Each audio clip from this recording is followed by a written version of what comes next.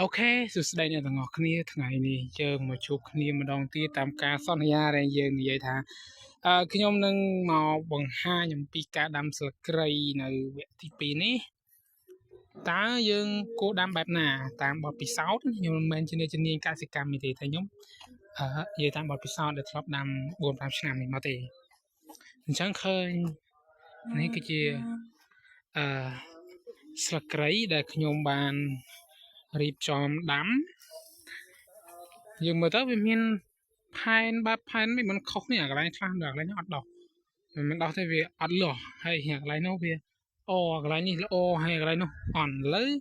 យើងមកចាប់តាមពីចំណុចដែលយើងត្រូវនិយាយគ្នាវិញថាហេតុអីបានទៅជាវាមានចំណុចអញ្ចឹងឥឡូវ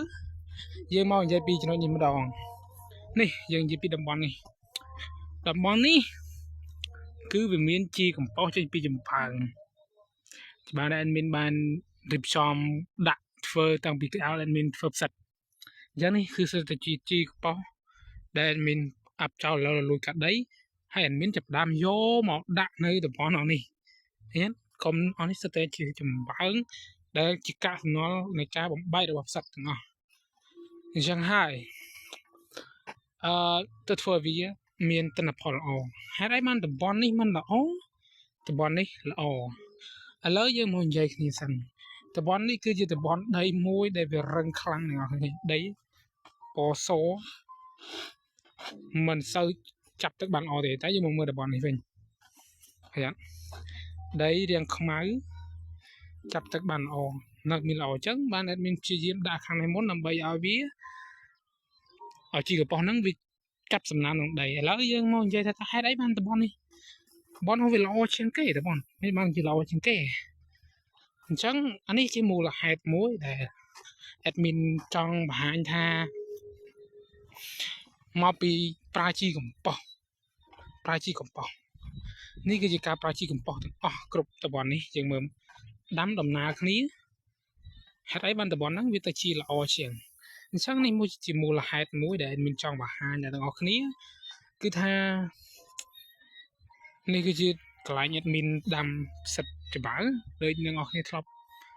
អេដមីនគេធ្លាប់បានធ្វើវីដេអូម្ដងកាលពីលើកមុនតែអត់ដឹងថាបានប្រហោះតែយ៉ាងណាក៏ធ្លាប់បានធ្វើពីការធ្វើផ្សិតដែរអញ្ចឹងនេះគឺជាកន្លែងកាកសំណល់ផ្សិតដែលវានៅសល់នេះទៅតែជាច្បើងហើយនៅខាងក្រោមខាងគុំទាំងអស់នេះតែមានបានដាក់ច្បើងចូលអញ្ចឹងនេះគឺជាតំបន់អស់នេះគឺស្ទើរដាក់ជីកំប៉ុស្ត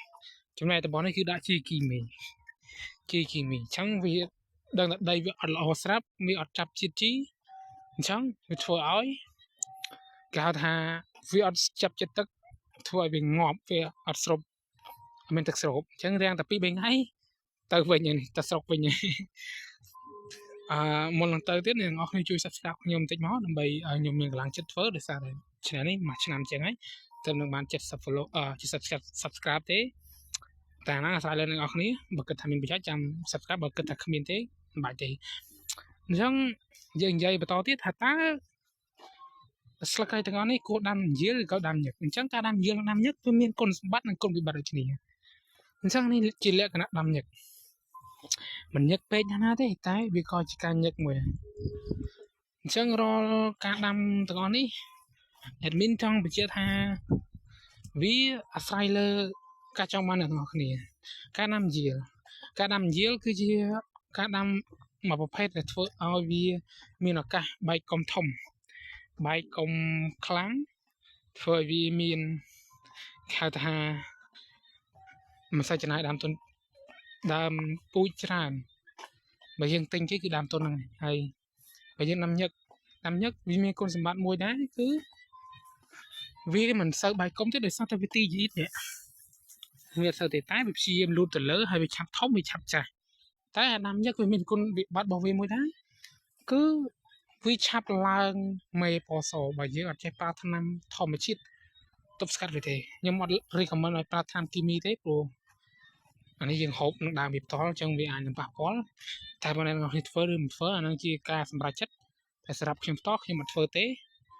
អញ្ចឹងព្រោះយើងអាចប្រើថ្នាំជាធម្មជាតិបានហើយ មានតែប៉ុណ្្នឹងទេវីដេអូក្រោយយើងនឹងជួបគ្នាម្ដងទៀតនឹងនិយាយលម្អិតពីចំណុចមួយអញ្ចឹងជម្រាបលាជួបគ្នាវីដេអូក្រោយជួយ Subscribe មួយផងបើគិតថាមានប្រយោជន៍អរគុណ